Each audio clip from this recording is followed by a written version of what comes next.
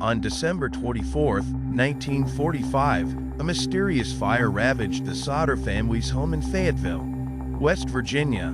When the flames were extinguished, 5 of the 9 Sodder children were nowhere to be found.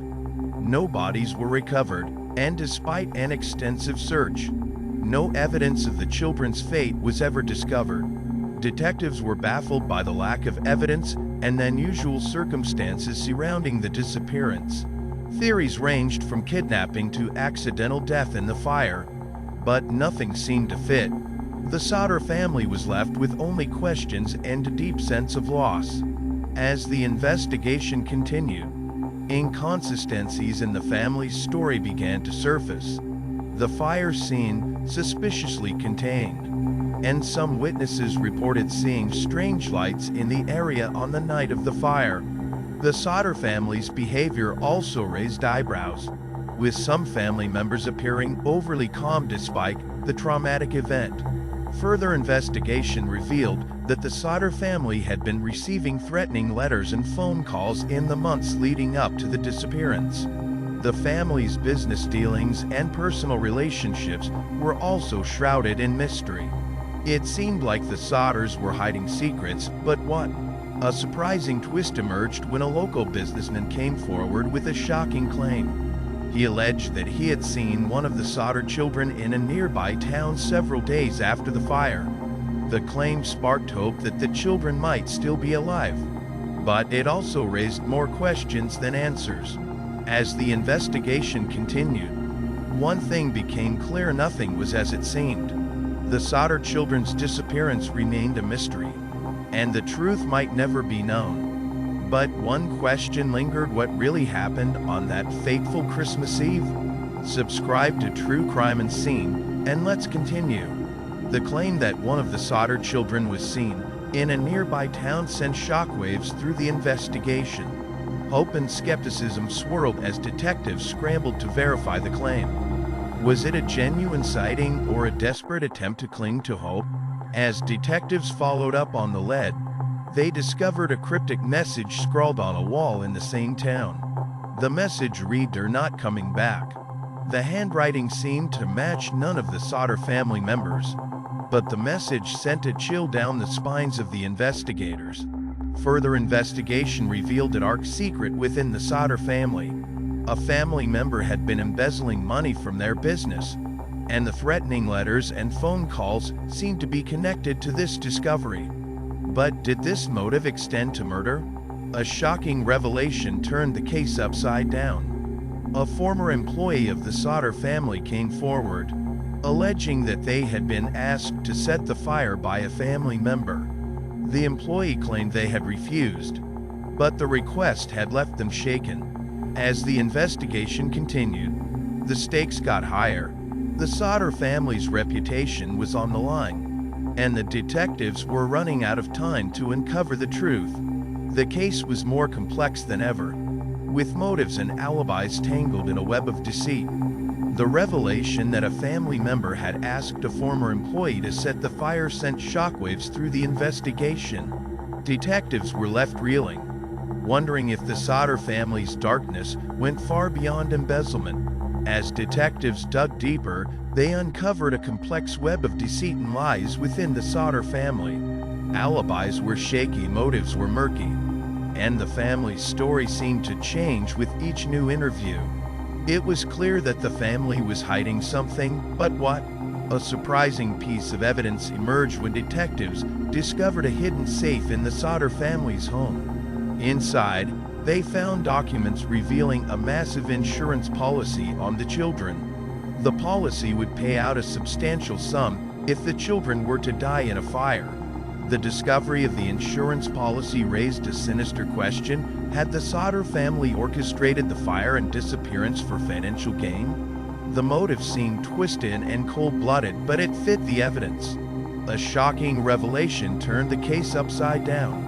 A former family friend came forward, alleging that they had seen a Sodder family member arguing with one of the children on the night of the fire. The argument had been intense, and the family member's behavior had seemed suspicious. As the investigation continued, It became clear that the Sodder family's secrets went far beyond a simple insurance scam. The case was taking a dark turn, with detectives uncovering evidence of family dynamics that were toxic and potentially deadly. The revelation that a family member had asked a former employee to set the fire sent shockwaves through the investigation. Detectives were left reeling, wondering if the Sodder family's darkness went far beyond embezzlement. As they dug deeper, they uncovered a complex web of deceit and lies within the family. As detectives continued to investigate, they discovered that the Sodder family's troubles began long before the fire. George Sodder had been receiving threatening letters and phone calls, warning him that his house would go up in smoke and his children would be destroyed. The threats seemed to be linked to George's outspoken criticism of Italian dictator Benito Mussolini. A surprising piece of evidence emerged when detectives discovered a cryptic message scrawled on a wall near the Sodders' home. The message read, "They're not coming back." The handwriting seemed to match none of the Sodder family members, but the message sent a chill down the spines of the investigators. The discovery of the insurance policy on the children raised a sinister question: had the Sodder family orchestrated the fire and disappearance for financial gain? The motive seemed twisted and cold-blooded, but it fit the evidence. Detectives began to suspect that the family might have staged the fire to collect the insurance money. A shocking revelation turned the case upside down. A former family friend came forward, alleging that they had seen a Sodder family member arguing with one of the children on the night of the fire. The argument had been intense, and the family member's behavior had seemed suspicious. This new evidence raised more questions than answers, leaving detectives to wonder if the Sodder family was hiding a dark secret. As the investigation continued, it became clear that the Sodder family's secrets went far beyond a simple insurance scam. The case was taking a dark turn, with detectives uncovering evidence of family dynamics that were toxic and potentially deadly. The possibility of kidnapping, arson, or even murder loomed large, leaving the community stunned and frightened. The bone fragments found at the Sodders' home were attributed to a male between 16 and 20 years old, too old to be any of the missing children. This revelation only added to the mystery, leaving investigators with more questions than answers. The Smithsonian's conclusion that the bones had likely been in the dirt George used to bulldoze the site raised suspicions of a potential cover-up. As the investigation continued, reports of sightings flooded in. A woman claimed to have seen the children peering out of a passing car while the fire was in progress. Another woman operating a tourist stop between Fayetteville and Charleston said she served the children breakfast the morning after the fire, accompanied by adults with Italian accents. These sightings kept hope alive, but the lack of concrete evidence kept the case shrouded in mystery. Theories about the mafia's involvement persisted, fueled by George's outspoken criticism of Benito Mussolini. Some believed the children were kidnapped as retribution, while others thought they might have been sold into slavery or taken to Italy. The family's billboard featuring photos of the children and offering a reward for information became a focal point for tips and sightings.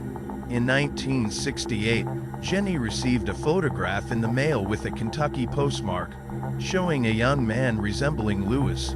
The handwritten note on the back read, "Louis Sodder, I love brother Frankie. I lil boys." A 90,132 or 35. The family was convinced this was Louis, but the mystery surrounding the photo only deepened the case's enigma. George Sodder's determination to uncover the truth drove him to investigate every lead. No matter how small, he traveled the country, following up on tips and searching for any sign of his children. The family's quest for answers became an all-consummate force, driving them to seek justice and closure. The photograph sent to the Sodder family in 1968, supposedly of Louis, sent shockwaves through the family. The image raised more questions than answers. Was it truly Louis, or a stranger trying to manipulate the family's hopes? The words on the back Louis Sodder, "I love brother Frankie, I lil boys." A 90,132 or a 90,135 seemed like a code waiting to be cracked. As the years went by, the Sodder children remained a topic of discussion. Theories about their disappearance ranged from kidnapping to murder, with some speculating that the family's outspoken criticism of Benito Mussolini might have led to a vendetta. The lack of concrete evidence only fueled the speculation. George and Jenny Sodder spent the rest of their lives searching for their children. They posted a billboard with a reward for information, hoping someone would come forward. Their determination was unwavering, driven by the hope that their children might still be alive. The investigation into the Sodder children's disappearance was marked by inconsistencies and unanswered questions. The fire that destroyed the family's home was initially blamed on faulty wiring, but the Sodders suspected foul play. The phone line had been cut, and a ladder was found down an embankment, away from the house. These details hinted at a more sinister plot. Years later, a new revelation would turn the case upside down. A former neighbor of the Sodders came forward, claiming to have seen a suspicious person lurking around the house on the night of the fire. The description was eerily similar to a person of interest in another case from the same time period. Could this be the break the case needed? The Sodder children's disappearance remains one of America's most baffling unsolved cases. As new evidence emerges and old leads are re-examined, one thing is certain: the truth behind their vanishing may never be fully revealed. Will justice ever be served, or will the mystery remain forever shrouded in the ashes of that fateful Christmas Eve fire?